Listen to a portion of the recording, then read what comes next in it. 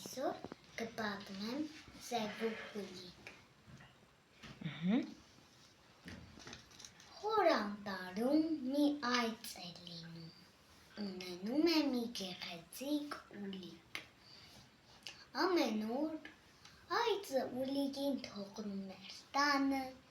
գնում էր արածել։ Երեկոյան վերադառնում էր տուն։ Սևուկ Գուլիկ, սիրուն բալիկ, կաթե մեր մանե մեկ է սարսար, կաթե բերել քեզ համար, դռնակը բաց ներս գամ ես, անուշ կաթը քեզ, Սևուկ Գուլիկ, սիրուն բալիկ։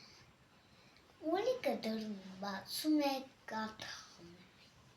իսկ այդ ամեն ինչը տենում էր գահելը։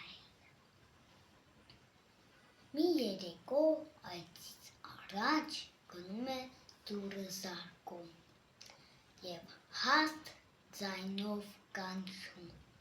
Սևուկ Գուլիկ, սիրուն բալիկ, կաթ եմ բերել քեզ համար, մանե մեկ է սարսար, դռնակը բաց ներս գամ ես, անուշ կաթը քեզ տամ, Սևուկ Գուլիկ, սիրուն բալիկ։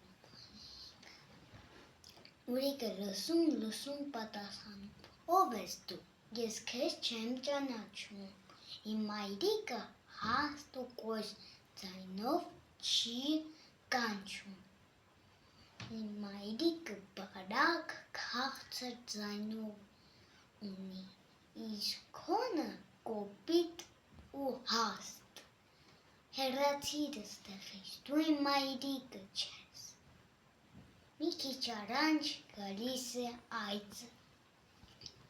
դուռը թակում և ասում. Սևուկ Գուլիկ, սիրուն բալիկ, մանե մեկ է սարսար,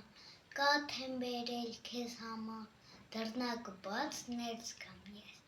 անուշ կաթը քեզ տամ, Սևուկ Գուլիկ, սիրուն բալիկ։ Ուլիկը դռնակը բաց է անում, կաթ խմում ու ասում ինչ է եղել։